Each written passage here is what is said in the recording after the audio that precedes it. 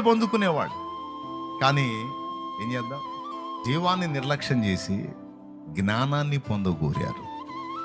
ఈ మాట నేను ఎందుకు మీకు వినిపించానంటే, ఈరోజు ఇప్పటికీ కూడా మనుషుల తపన అదే. వాడు సేవకుడైనా, విశ్వాస అయినా, సేవకురాలైనా, ఎవరైనా సరే, ఇక్కడ ఉన్నోళ్ళైనా ఎక్కడో ఉన్నోళ్ళైనా, దేవుణ్ణి ఎరిగినోళ్ళు ఎరగనోళ్ళు అందరిది ఒకటే గోల, జ్ఞానం జ్ఞానం జ్ఞానం జ్ఞానం జ్ఞానం.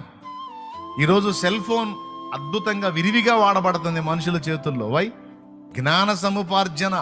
కొంతమంది రోజులో ఎక్కువ భాగం దాన్నే చూస్తూ ఉంటారు. క్రైస్తవేతరుల సంగతి పక్కన పెడితే, వాళ్ళు అచ్చంగా అదే పనిలో ఉన్నారు. క్రైస్తవేతరుల సంగతి పక్కన పెడితే క్రైస్తవుల బతుకు కూడా అంతే అయిపోయింది.